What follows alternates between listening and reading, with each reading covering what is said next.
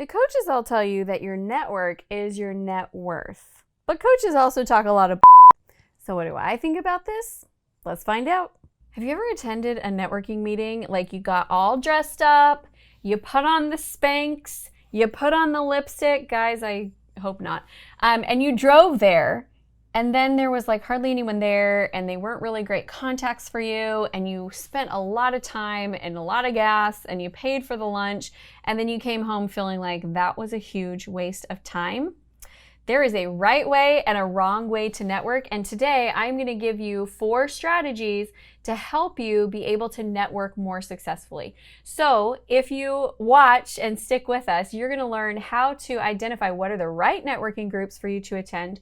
You're also going to understand why you need qualifiers in networking, how to create your own network, and also how to create your dream networking list and where to find them.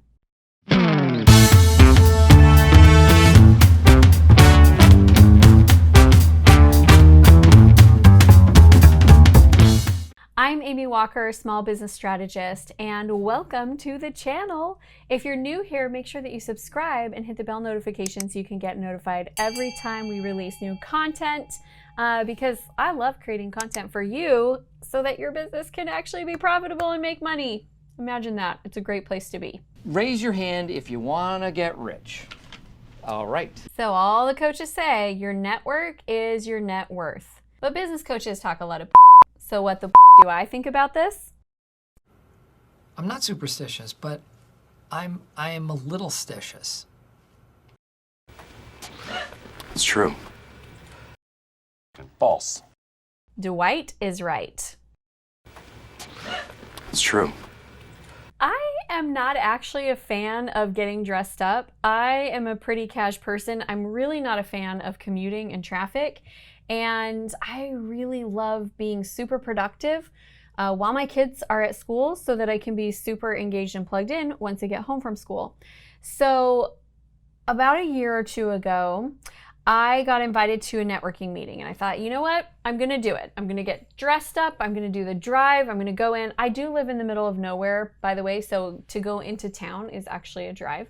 So I got dressed up and I went and I got there and there was 5 people there and none of them were business owners. And I was like, I really want to like turn around and walk out right now because this is so not my crowd.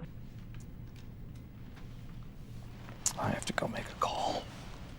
I so wanted to walk out right then, but I thought, nope, I committed, I got dressed, I'm gonna stay, I'm gonna make something of this. And I tried, like I talked to everybody, I was like looking for opportunities for, is there a chance for me to do corporate training? Is there a chance for me to cross-refer? Is there any, and it just was not my client. It just wasn't my ideal client. So it ended up being a total waste of time.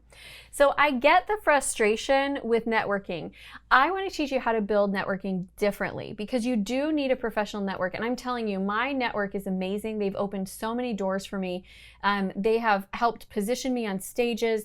They've helped me build referral partnerships. I mean, there's so many different things that have come out of that. And I really have built my business off of collaboration and networking, but I just do it differently and I do it in a way that works for me. So let's go into our 4 tips. Tip number 1 that I'm going to give you is to do more focused networking. I don't like general networking. Networking that is open to anyone in a geographical region is going to put you in contact with a lot of people who are just not your people. They are not the ones that you need to build your business with. So I like to go for focused groups. So for example, if I can ever do networking with 6-figure entrepreneur women who are trying to grow to 7 figures, I'm there. Like if there's a qualifier there, I'm there. Those are my people. It's a really specific group. There are also specific industries that I work really well in. So like if I got invited to a networking event for coaches, that would be a great place because that's also a niche that we close a lot of business in.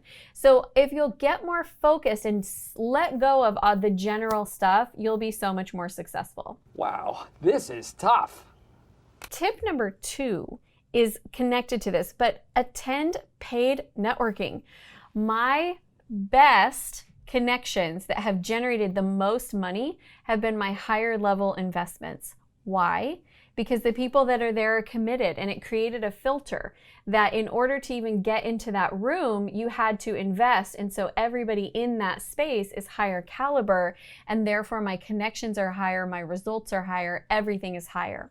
So let go of the free networking and shift to paid networking. If you are looking at it going, but Amy, I have a really small budget and I can't really afford to get into the good rooms, then you're going to want to use tips 3 and 4 to help you build your network differently. When I got started, I wasn't paying to get into higher level rooms. I am now, and it's totally worth it.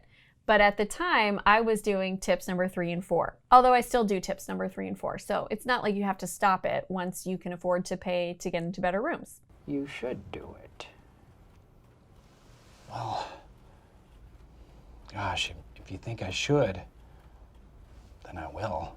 All right, tip number 3 is to create your own network. Think about this. You could put together an event or either in person or online, and you could invite your ideal client and bring them all together for a specific networking event. You could have it be something that is paid, so it weeds out the ones who are just looking for free stuff. You could have it be really specific and really niched so that it's more beneficial for you and it's more beneficial for others, and you can actually create your own networking opportunity.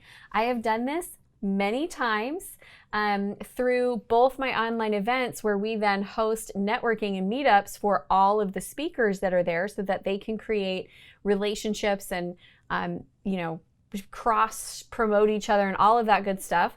And I've also done it just with people who are at a certain level in business that, like my podcast guests, we'll bring them all together and we'll do networking. So it's a really great opportunity for you to be able to grow, and you get to be in the center of it, so you're connecting with all the people you want. Thank you. You will get rich quick. We all will.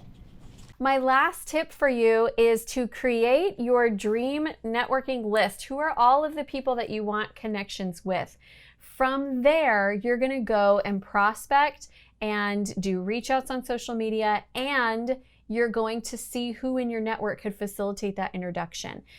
I think people are not nearly intentional enough with building their network. They just kind of say, I'm going to show up at the place, I'm going to see who I connect with, and those are going to be my people. Instead of saying, these are the people that I want in my network, this is who I want to be connected with, and coming up with a creative strategy for how you're going to get to meet them. Now, if you don't know how to do this, like when I'm talking about prospecting and reaching out and you're like, I don't even know what you're talking about, Amy, then I'm going to recommend a video for you. It is called How to Use LinkedIn Sales Navigator Effectively, Tips to Generate Leads. And this is going to walk you through the process of how I research and find the people that I want in my network, and also how I reach out to them. I can't imagine this place without you. Can't you? That's so nice. All right, my friends, I know that business coaches talk a lot of but this one is legit. The more that you build your network and the more that you get quality people inside of it, the less alone you are in doing business. And it just feels good to know that whatever you want to accomplish, you've got people that you can call up and say, hey, I'm working on this thing. And they'll be like, whatever you need from me, I'm in. Because you've built and you've cultivated those relationships. A lot of why I have such an amazing relationship with so many different entrepreneurs and small business owners and people that are willing to show up for me is because I also show up for them. I show up and serve, and I'm enjoyable to work with, and I follow through on the things I say I'm going to follow through on, and I don't show up like a diva when they invite me on their platforms, and like I get them what they need when they ask it, and apologize when I mess up. Just being a basic good human and showing up in a way that is not all about you. It's all about the relationship. And when you do that, you are going to develop a powerful network of really amazing people who will show up and support you. And the best part is they become your business besties. And so the people that you get to hang out with are so cool and so smart and so well connected, and just, it's really, really fulfilling. So I'm 100% on board with this. 100%. It is awesome. Working perfectly. All right, my friends, thank you so much for being here with us today. I appreciate you and your time. If you are new to the channel and you haven't subscribed yet, now is your big moment. Push the button, hit the bell, come back again for more.